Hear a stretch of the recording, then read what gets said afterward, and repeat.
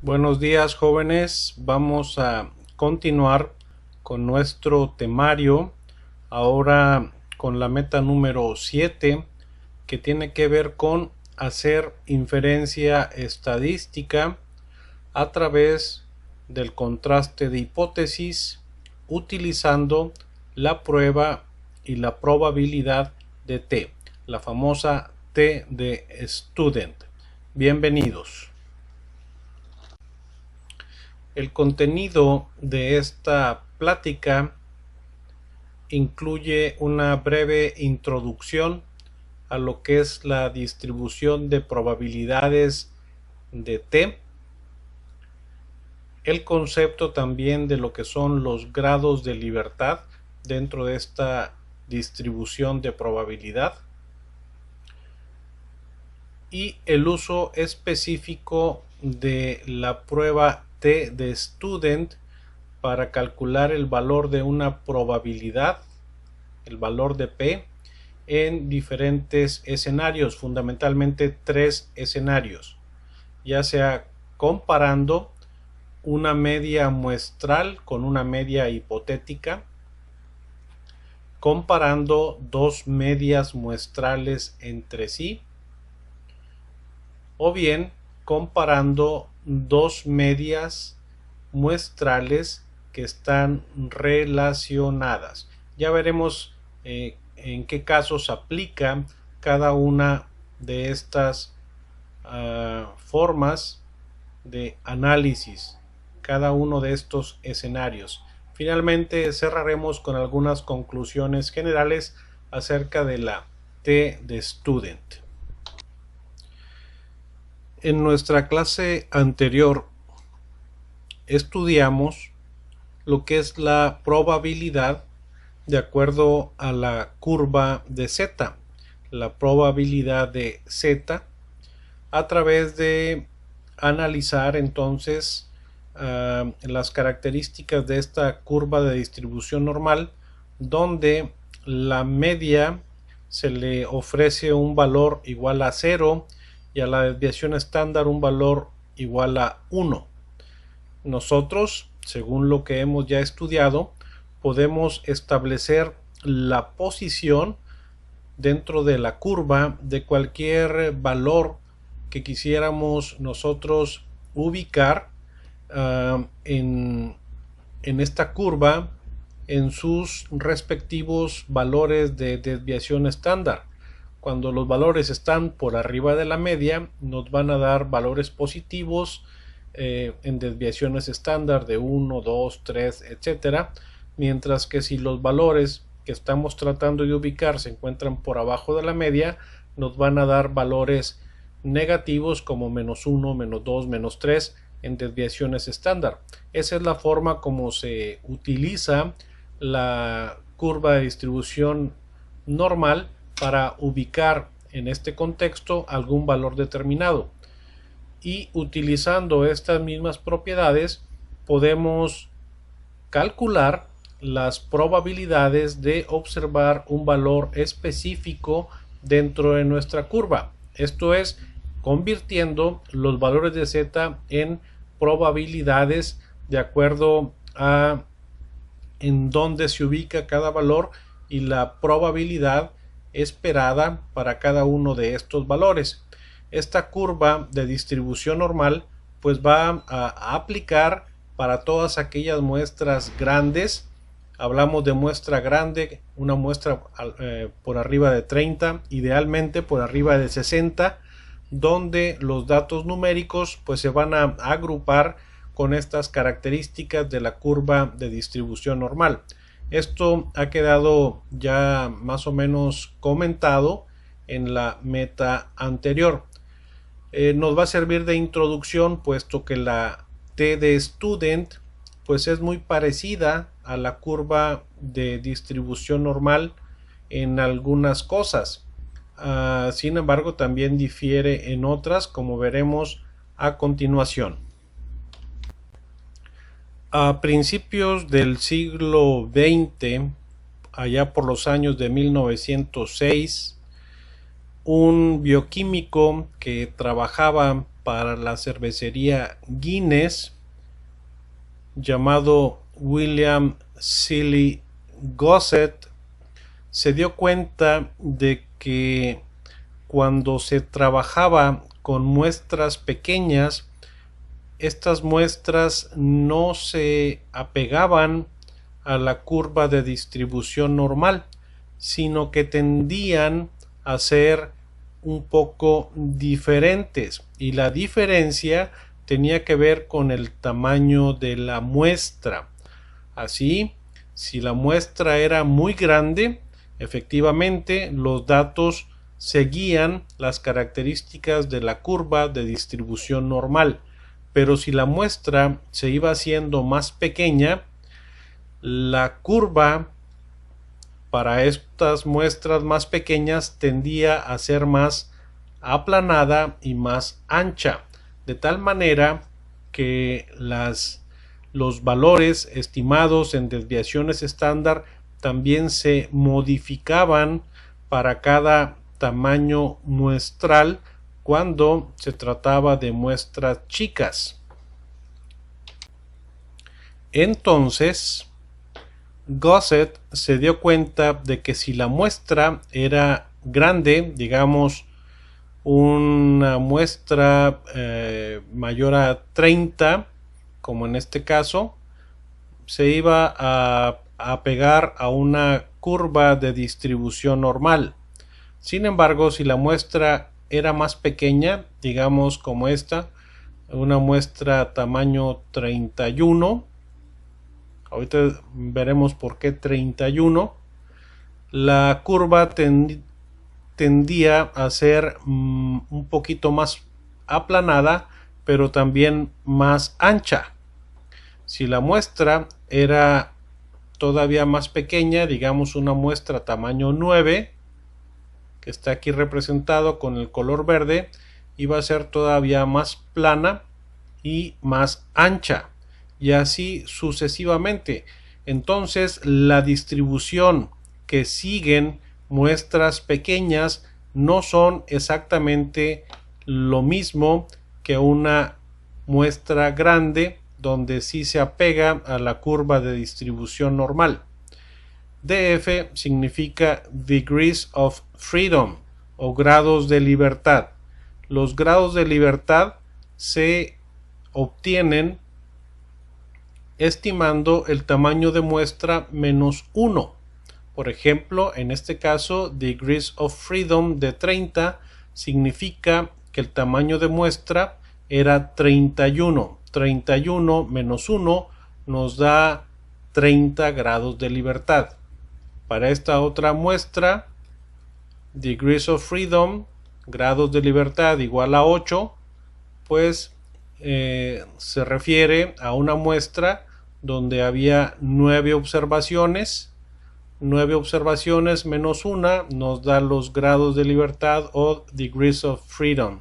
Entonces, la distribución de cada una de estas muestras va a variar dependiendo del tamaño muestral. Mientras más pequeña sea la muestra, la curva va a tender a ser más aplanada pero más ancha. Por ende, al calcular las probabilidades que se obtienen estimando el área bajo la curva, pues nos va a dar mediciones distintas cada vez que hagamos el cálculo de probabilidad. Ya no va a aplicar la probabilidad de z, sino una probabilidad específica para cada curva dependiendo de los grados de libertad. Por ello, no vamos a hablar de una sola curva de distribución de t, sino más bien de una familia de curvas de distribución de t. Cada curva va a ajustarse a un tamaño muestral específico. Esto es, cada curva va a estar determinada por los grados de libertad correspondientes. que son igual a n-1. Aquí en este ejemplo tendríamos el comportamiento de una curva de 5 grados de libertad, que es bastante aplanada y ancha. Luego tendríamos una curva a 25 grados de libertad, que sería una muestra tamaño 26, donde es un poco más alta y menos ancha, y comparado con la curva de distribución normal, que finalmente ya aplicaría para una muestra suficientemente grande, usualmente mayor a 30, aunque para muchos pues debería ser por lo menos un tamaño de muestra de 60 o más para que realmente se ajuste a los valores de la curva normal. Entonces, si lo traducimos esto en probabilidades, pues vamos a ver que la probabilidad va a cambiar dependiendo del grado de libertad con el cual estemos trabajando en la muestra que estamos analizando. Vamos a hacer a continuación un análisis comparativo muy breve entre lo que es la curva de probabilidad de Z, que ya conocemos, y la curva de probabilidad de T. Ya hemos manejado este ejemplo de un alfa de 0.05 a una cola para buscar el valor crítico de Z, a un alfa de 0.05 a una cola. El valor crítico sería igual a 1.645. Un valor crítico, un alfa de 0.05 a una cola, nos indicaría que estamos dividiendo nuestra curva de distribución normal, dejando un 5% de las observaciones en uno de los extremos, en este caso en el extremo derecho, y al 95% de las observaciones en el lado izquierdo. Ese punto crítico que nos permite separar el 5% del 95% restante sería el alfa igual a 0.05 a una cola, que traducido en valores de Z se ubicaría en 1.645. Si nos vamos a nuestra tabla de probabilidad de Z, trataríamos de localizar el valor de 0.05 entre todos estos datos. Ese valor lo pudiéramos ubicar más o menos entre este valor de 0.0505 y el que le sigue de 0.0495. En realidad el 0.05 estaría ubicado entre estos dos valores. Para fines prácticos vamos a decir que se encuentra ubicado el 0.05 a un valor de Z de 1.64. En realidad es 1.645 el valor crítico que ubicaríamos a un alfa de 0.05 según nuestra tabla de probabilidad de Z. Ahora, si ese alfa es igual de 0.05 pero a dos colas, el valor crítico de Z cambiaría a 1.96. Un valor crítico de Z para un alfa de 0.05 indica entonces que vamos a buscar ese valor de Z de tal forma que nos quede un 2.5% de las observaciones de un lado y 2.5% de las observaciones del otro lado, dejando en este espacio intermedio al 95% de todas las observaciones. En nuestra tabla de probabilidad de Z podemos ubicar ese 0.025 que correspondería a ese 2.5% de un lado y del otro, y en nuestra tabla estaría ubicado en este punto, en este valor 0.025. estaríamos dejando entonces el alfa de 0.05 a dos colas, y el valor crítico que obtenemos de Z es de 1.96. Entonces 1.96 positivo y 1.96 negativo nos localiza el alfa de 0.05 a dos colas. Si el valor crítico, si el alfa disminuye a 0.01, pues igual el valor crítico de Z va a cambiar.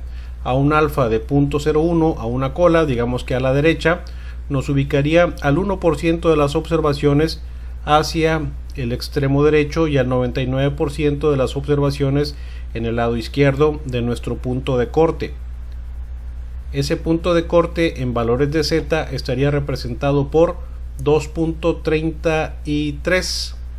En realidad el valor de 0.01, que es el que estamos buscando, estaría ubicado entre este valor y este otro que le sigue. Entre estos dos estaría ubicado. De hecho, el valor crítico de Z a un alfa de 0.01 a una cola es igual a 2.326. Para fines prácticos lo vamos a ubicar aquí en nuestra tabla en 2.33. Y si este alfa de 0.01 lo dividimos a dos colas, pues eso quiere decir que vamos a estar dejando la mitad de ese 1% para un lado, que sería 0.005 a un lado y otro 0.005 hacia el otro lado, para que en conjunto nos dé el 1%, dejando 99% de todas las observaciones en el espacio entre estos dos valores críticos. Si buscamos en nuestra tabla de probabilidad de Z el valor de 0.005, lo ubicaríamos por aquí. De hecho, estaría entre este valor y este otro, 0.005. Este se pasa un poquito, este otro le falta un poquito, entonces estaría dentro de estos dos valores. En realidad, el valor crítico de Z a un alfa de 0.01 a dos colas es de más o menos 2.576. Aquí lo ubicamos en 2.57.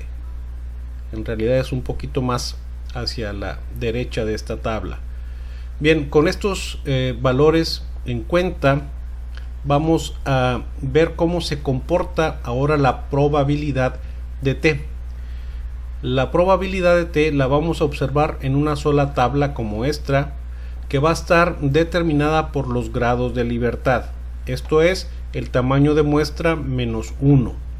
Vamos a ubicarnos, por ejemplo, aquí a 29 grados de libertad significaría que tenemos una muestra tamaño 30. 30 menos 1 es igual a 29, y estos serían los valores críticos que deberíamos de observar para esa muestra tamaño 30, es decir, a 29 grados de libertad. Pero ubiquémonos cuando nuestros grados de libertad son muy grandes. Vamos a irnos a la última parte de nuestra tabla, que habla sobre valores infinitos, donde vamos a tener los valores críticos de alfa en diferentes probabilidades. Por ejemplo, este sería un alfa de 0.10, este sería un alfa de 0.05, este sería un alfa de 0.025, este sería un alfa de 0.010 y este sería un alfa de 0.005. Vamos a ubicarnos en este alfa de 0.05. Este valor de T a un alfa de 0.05, si el tamaño de muestra es suficientemente grande, el valor crítico de T para un alfa de 0.05 es de 1.645, que es el mismo valor que habíamos observado para la probabilidad de Z a un alfa de 0.05 a una cola. Si ese alfa de 0.05 estuviera dividido en los dos extremos a dos colas, en realidad el valor crítico que tenemos que buscar es de 0.025. El valor crítico de T a un alfa de 0.05 pero a dos colas, si la muestra es suficientemente grande, es de 1.96, que es el mismo valor que habíamos observado para la curva de probabilidad de Z a un alfa de 0.05 a dos colas. Si el alfa es más pequeño de 0.01 a una cola, el valor crítico de T, si la muestra es suficientemente grande, sería de 2.326. que es el mismo valor que habíamos observado con la probabilidad de z, y lo mismo para un valor crítico de t a un alfa de 0.01 pero a dos colas. Ubicaríamos este de 0.005, una muestra suficientemente grande, nos daría un valor crítico de t de 2.576, que es el mismo valor que observábamos en la curva de z. Sin embargo, si el tamaño de muestra se va haciendo más pequeño, vemos que el valor crítico ya no va a corresponder con el de la curva de probabilidad de z, sino que se va a hacer más grande. Por ejemplo, en una muestra tamaño 30, esto es a 29 grados de libertad, el valor crítico de t para un alfa de 0.05 a una cola ya no es de 1.645, sino va a ser de 1.699.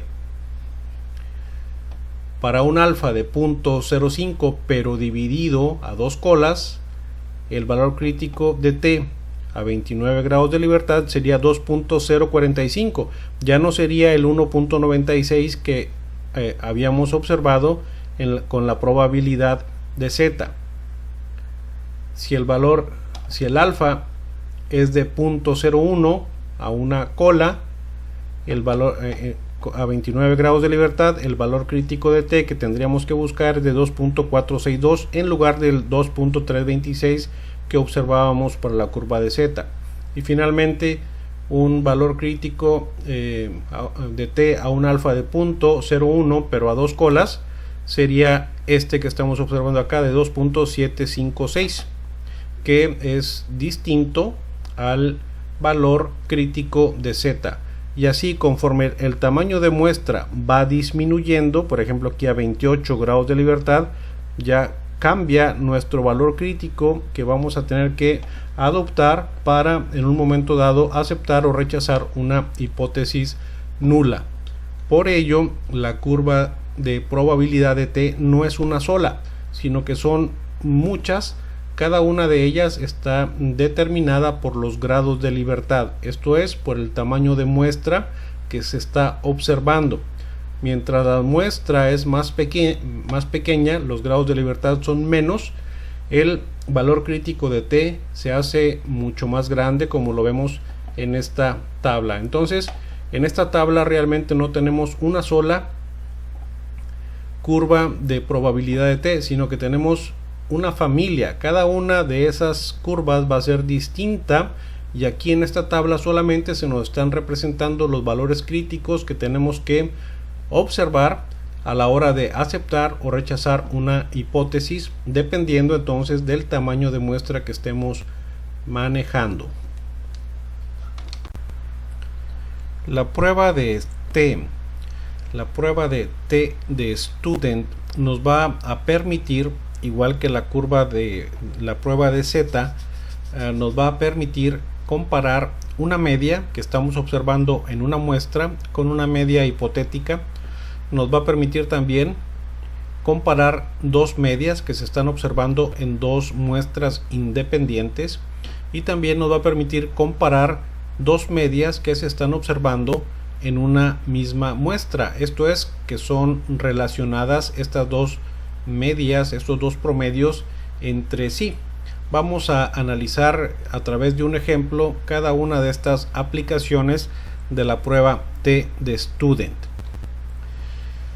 Entonces vamos a iniciar con la comparación de una media observada en una muestra con una media hipotética.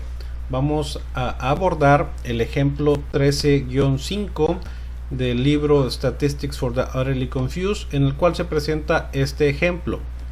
Dice que un sindicato de maestros quiere establecer si el salario promedio de los maestros de un estado es menor a 35.500. Se hace una encuesta aleatoria de 25 maestros de ese estado, en los que se observa un salario promedio de 34.578 con una desviación estándar de 910. Se pretende probar la hipótesis del sindicato de que en este estado los maestros ganan menos de 35.500 con un nivel de significancia del 5%. En este ejemplo, la hipótesis alterna sería entonces una hipótesis a una cola y esta sería hacia la izquierda, puesto que lo que se pretende probar es que el salario de los maestros de este estado es menor a 35.500. La hipótesis nula va a ser lo contrario, esto es que el salario de los maestros de este estado es mayor que o igual a 35.500. Si nos ubicáramos en nuestra curva ahora de t a un alfa de 0.05, puesto que el nivel de significancia que se pretende observar es de un 5%, el valor crítico de t para un alfa de 0.05 considerando 24 grados de libertad es igual a menos 1.711. 24 grados de libertad, ¿por qué? Bueno, porque se entrevistó a 25 maestros. N es igual a 25, por lo tanto, grados de libertad es n-1, sería 24. ¿Cómo sabemos que el valor crítico de t para 24 grados de libertad a un alfa de 0.05 es igual a menos 1.711 si es un análisis a una cola hacia la izquierda? Bueno, pues lo podemos ubicar dentro de nuestra tabla de distribuciones de t. Nos ubicamos a 24 grados de libertad y considerando un alfa de 0.05 a una cola nos aparece este valor de 1.711. En esta tabla aparecen los valores solamente del lado derecho, pero recordemos que la curva es simétrica, por lo tanto los valores a la izquierda van a ser los mismos, solamente que negativos. Entonces el valor crítico de t para un alfa de 0.05 a 24 grados de libertad es de 1.711. Con esto ya tendríamos todos los elementos para resolver nuestro problema. El alfa que se está considerando es a 0.05. El valor de t crítico a un alfa de 0.05 considerando 24 grados de libertad es igual a 1.711. La media el promedio observado en los maestros, en los 25 maestros que fueron encuestados fue de 34.578. N es el tamaño de la muestra, en este caso 25 maestros. Los grados de libertad es n-1, por lo tanto son 24. La desviación estándar de el salario de esos maestros fue de 910 y la media hipotética con la cual queremos contrastar el salario de los maestros es de 35.500. Según nuestra hipótesis, los maestros ganan menos de 35.500 en promedio, los maestros de este estado. Entonces aquí en ese mismo ejemplo de su libro viene la fórmula. Vamos a estimar el valor de t según esta fórmula, donde tenemos la media muestral, la media observada en los maestros, menos la media hipotética con la cual queremos contrastar, sobre la desviación estándar de la muestra sobre la raíz cuadrada de n, que despejando nos quedaría así. La media muestral es de 34.578 menos la media hipotética con la cual queremos contrastar, que es de 35.500, sobre 910, que es la desviación estándar observada en esta muestra de 25 maestros, sobre la raíz cuadrada de 25, dado que fueron 25 maestros los que fueron entrevistados. Una vez que resolvemos esta ecuación, el resultado es igual a menos 5.0659. Este sería el valor de t para este problema. Ese valor de t Si lo vamos a ubicar en 24 grados de libertad, un valor de t de 5.0 y algo, pues sería un valor, una probabilidad mucho más baja que esta que estamos viendo aquí de 0.005. Sería un valor mucho más bajo de 0.005 el valor de P para un valor de T de 5.0 a 24 grados de libertad. De hecho, lo podemos ubicar si nos vamos a esta página donde existe una calculadora para determinar el valor de P, dado que conocemos el valor de la T de student.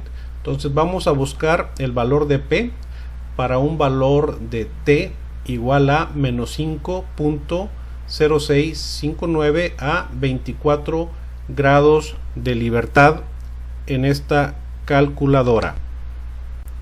Muy bien, entonces vamos a tratar de ubicar este valor de menos 5.0659. voy a hacer copiar y me voy a trasladar a la página donde se encuentra esta calculadora. Vamos a alimentar entonces ese valor de menos 5.0659 como el valor de T que estamos tratando de ubicar. Grados de libertad eran 24 grados de libertad, 24 grados de libertad, y con eso es suficiente para calcular el valor de P. El valor de P nos va a aparecer a dos colas y a una sola cola. En este ejercicio lo que habíamos considerado era a una sola cola. Estábamos viendo hacia la cola del lado izquierdo buscando un valor negativo, y el valor de P para este valor de T de menos 5.0659 es de 0.000018. Entonces ahora ya tenemos todos los elementos para efectuar nuestra regla de decisión y aceptar o rechazar la hipótesis nula o la hipótesis alterna, que sería lo mismo. Entonces a un alfa de 0.05 el valor crítico de T era de menos 1.711. Una vez que realizamos nuestro ejercicio, obtenemos un valor de T de menos 5.0659. Aquí está, el cual se correspondería a una probabilidad de 0.000018. En ambos casos vamos a aceptar la hipótesis alterna como cierta. El valor de P fue menor a alfa de 0.005, mientras que el valor obtenido de T en nuestro ejercicio pues es un número también mucho más pequeñito que el menos 1.711 que habíamos considerado como crítico. Si lo representáramos en una curva, pues tendríamos nuestro alfa de 0.05, a este alfa de 0.05 a una cola, el valor crítico de T a un alfa de 0.05 considerando 24 grados de libertad es igual a menos 1.711. El valor que nosotros observamos en nuestro problema, el valor obtenido de T fue de menos 5.0659, el cual se ubicaría mucho más a la izquierda. Caeríamos entonces en el territorio de la hipótesis alterna. Se tendría que rechazar la hipótesis nula y aceptar la hipótesis alterna. El valor de P, el valor de P para este valor de T tan alto es de apenas 0.000018, muy por abajo del alfa que habíamos considerado como crítico.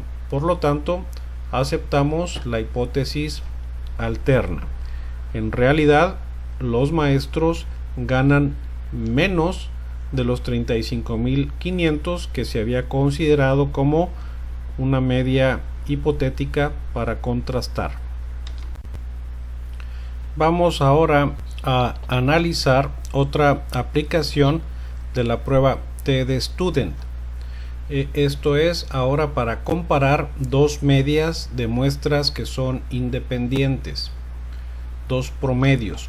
Vamos a utilizar el ejemplo 13-9 de su libro Statistics for the Utterly Confused, en el cual se señala un problema que dice que un investigador asegura que el salario inicial para enfermeros, esto es varones, es mayor al que reciben como salario inicial las enfermeras, esto es las mujeres. Se entrevista entonces a una muestra aleatoria de 12 enfermeros y de 9 enfermeras para preguntar cuál fue su salario inicial y se obtiene la siguiente información. Aquí tenemos a 12 enfermeros y 9 enfermeras. Este sería el tamaño de muestra. El promedio observado de salario inicial para los 12 enfermeros fue de $71,000 anuales, mientras que el promedio observado para las enfermeras fue de $69,500. La desviación estándar obtenida en los enfermeros fue de $1,000, mientras que en las enfermeras fue de $1,500. Se pretende probar la hipótesis con un nivel de significancia del 1%. Esta sería una hipótesis alterna a una cola. Y estaríamos ubicándonos hacia la derecha. ¿Por qué? Porque pensamos que los enfermeros ganan más que las enfermeras. Por lo tanto, vamos a buscar la diferencia hacia el extremo derecho de nuestra curva. La hipótesis nula que acompañaría a nuestra hipótesis alterna es que los enfermeros ganan menos que o lo mismo que las enfermeras. Aquí tenemos entonces el alfa que se está especificando de 0.01, el valor crítico de T para un alfa de 0.01 a 19 grados de libertad sería igual a 2.539. Ahora, ¿por qué 19 grados de libertad? En realidad tenemos 12 enfermeros y tenemos 9 enfermeras. En total tendríamos una muestra de 21 personas. Sin embargo, tenemos que restarle 1 al grupo de las mujeres y 1 al grupo de los varones, de tal forma que en lugar de tener una muestra tamaño 21 nos quedarían 19 grados de libertad. Entonces el valor crítico de T a 19 grados de libertad sería un valor de 2.539, el que vamos a utilizar como referencia para aceptar o rechazar la hipótesis alterna.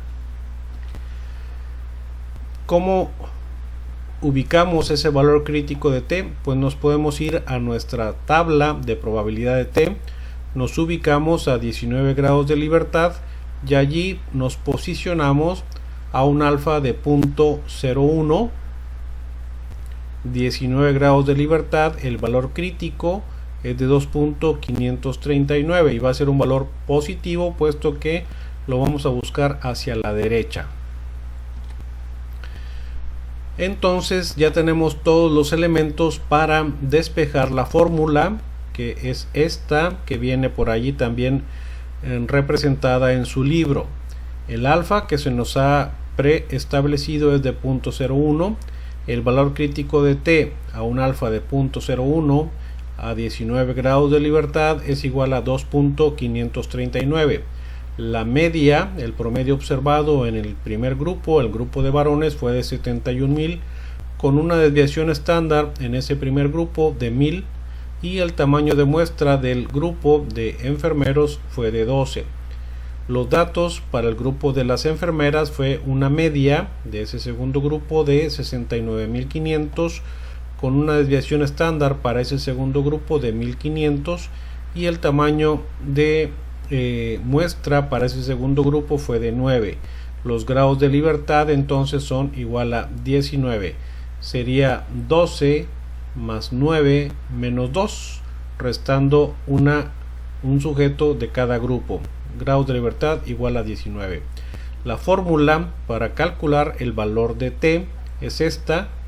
T sería igual a la media del primer grupo menos la media del segundo grupo sobre la desviación estándar promedio multiplicada por la raíz cuadrada de 1 sobre n1 más 1 sobre n2.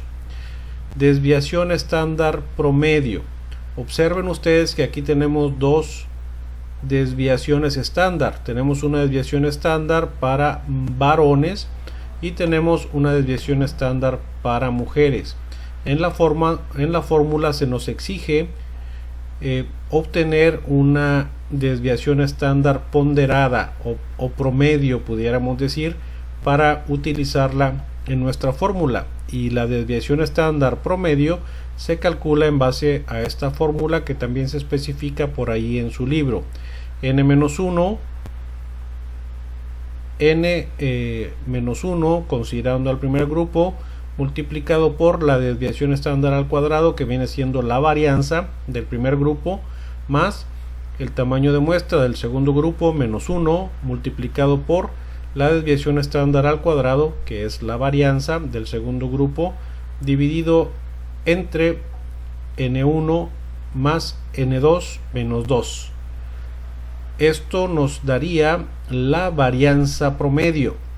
Nosotros requerimos de la desviación estándar promedio o ponderada, por lo tanto que al resultado obtenido tenemos que sacarle raíz cuadrada para quedarnos simplemente con la desviación estándar y no la varianza.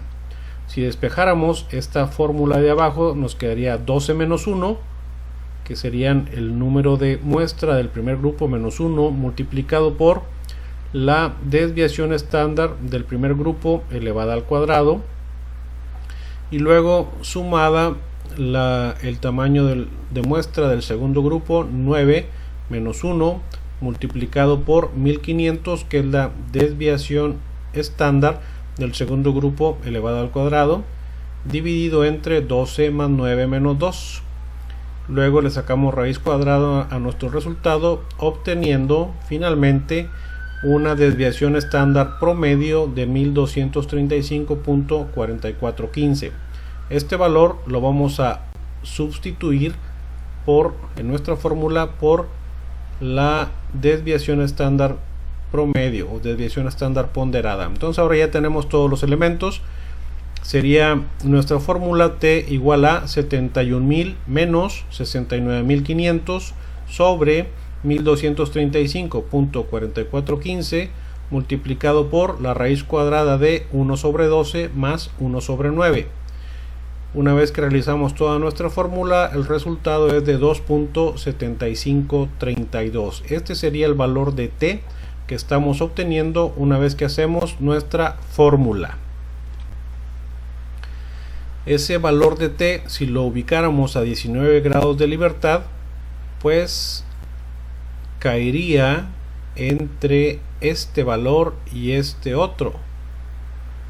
En realidad no sabemos exactamente cuál sería el valor de P, puesto que no aparece normalmente en nuestras tablas. En nuestras tablas solamente aparecen los valores críticos, y ese valor observado de T caería entre este valor y este otro.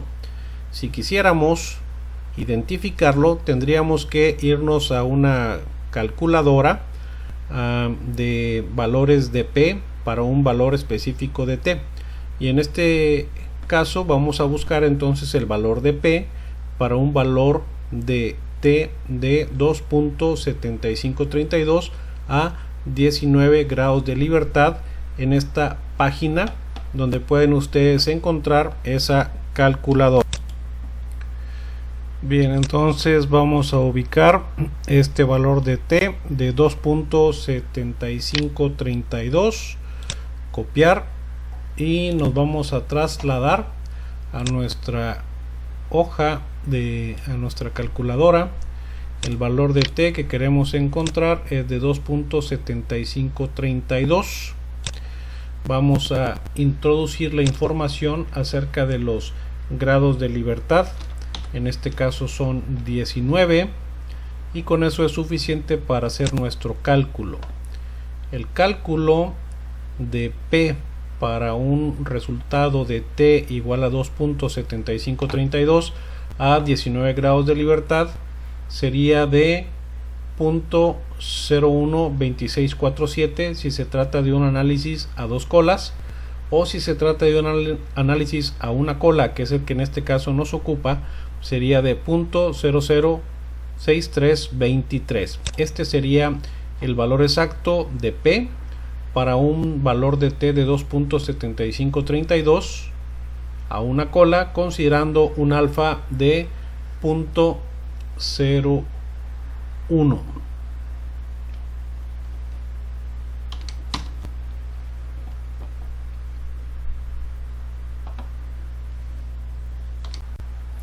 Entonces ya tenemos ahora sí nuestros datos para tomar nuestra regla de decisión y aceptar o rechazar la hipótesis nula o la hipótesis alterna. Tenemos el alfa preestablecido de 0.01, mientras que el valor crítico de t que habíamos especificado para este alfa de 0.01 a 19 grados de libertad era de 2.539.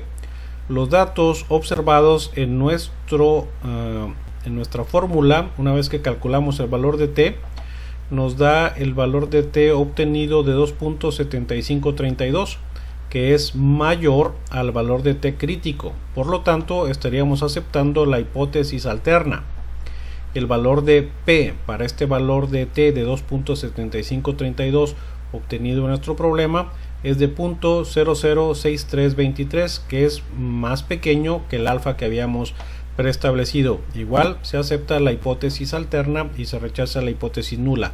Si lo queremos ubicar estos valores en nuestra gráfica, pues tendríamos el alfa preestablecido de 0.01 a 19 grados de libertad. El valor de t crítico es de 2.539. El valor de t obtenido en nuestro problema fue de 2.7532, que es mayor al t crítico, mientras que si lo traducimos en probabilidad, la probabilidad de este valor de t es de 0.006323, que es más pequeño que alfa. Por lo tanto, caemos en el terreno de apoyo a la hipótesis alterna y se rechaza la hipótesis nula. Bien, vamos a finalizar considerando la última aplicación de la prueba T de Student, que sería para comparar dos medias cuando éstas están relacionadas. Vamos a utilizar el ejemplo 13-10 y 13-11 de su libro Statistics for the Utterly Confused, en el que aparece este problema. Un instructor desea medir las habilidades básicas de matemáticas en sus estudiantes antes y después de su curso de álgebra. A los alumnos entonces se les aplica un examen antes y un examen después del curso, y los datos son los siguientes. Aquí tenemos a los alumnos, son 9 alumnos en total. Tenemos las calificaciones antes del curso, 61, 58, 79, etc. Y las calificaciones después del curso, 68, 62, 83, 65, etc. Con estas dos calificaciones podemos obtener la diferencia antes y después. Antes y después del curso. La diferencia sería de menos 7, si restamos antes fueron 61, menos 68 nos da una diferencia negativa de menos 7. Aquí de menos 4, 79 menos 83, menos 4, 69 menos 65, una diferencia de 4, 0, menos 3, menos 6, menos 4 y 2. La hipótesis que queremos demostrar es de que las calificaciones entre el antes y después son diferentes, simplemente que se modificaron a una significancia del 5%. Ahora, debemos aclarar que este planteamiento es distinto al que se presenta en su libro. En su libro el análisis se realiza a una cola. Nosotros estamos ahora utilizando un análisis a dos colas, donde simplemente queremos ver si hubo una diferencia, si se modificaron las calificaciones. No estamos especificando si fueron mejor antes que después o al revés, simplemente si hubo una modificación. Entonces nuestra hipótesis nula sería la siguiente. Entonces la hipótesis alterna que estaríamos manejando es de que simplemente el antes y el después en estas calificaciones son diferentes, no son iguales. La hipótesis nula sería lo contrario, de que el antes y después son iguales. El alfa que estamos estableciendo es a 0.05, pero es una hipótesis a dos colas, puesto que simplemente estamos buscando la diferencia, ya sea mejor que o peor que, de tal manera que el 0.05 se tiene que dividir en estos dos extremos, dejando 0.025 de un lado y 0.025 del otro lado. El valor crítico de t para 8 grados de libertad a un alfa de 0.05 a dos colas es de 2.306 positivo y negativo. Si el resultado obtenido queda considerado dentro de estos valores críticos, pues estaríamos aceptando la hipótesis nula. Tendría que quedar ya sea por arriba del valor crítico positivo o muy por abajo del valor crítico negativo de t para que se pueda aceptar la hipótesis alterna. ¿Cómo ubicamos ese valor crítico de t? Bueno, pues nos posicionamos a 8 grados de libertad, puesto que es una muestra tamaño 9, serían 8 grados de libertad. El valor crítico de t para un alfa de 0.05 a dos colas se correspondería con este valor de t de 0.025. El valor crítico es de 2.306, tanto positivo como negativo, puesto que lo vamos a buscar en ambos sentidos. Con estos ya tenemos los elementos para hacer el cálculo de nuestro valor de t y calcular la probabilidad. Tenemos alfa de 0.05, el valor de t a un alfa de 0.05 a 8 grados de libertad, esto es un t de 0.025, 8 grados de libertad. El valor crítico es de 2.306. El promedio de las diferencias, si sumáramos todas las diferencias de los 9 sujetos y las promediáramos, íbamos a obtener un promedio de las diferencias de 2.4444, y si a esas diferencias le sacáramos la desviación estándar, obtendríamos 3.6780. Ya sabemos que n es igual a 9 y por lo tanto los grados de libertad van a ser igual a 8. La fórmula para llevar a cabo nuestro análisis es la que se nos ofrece en el libro, donde aquí está representada la diferencia, el promedio de las diferencias menos 0. ¿Por qué? Bueno, pues porque pensamos que la diferencia va a ser distinta de 0.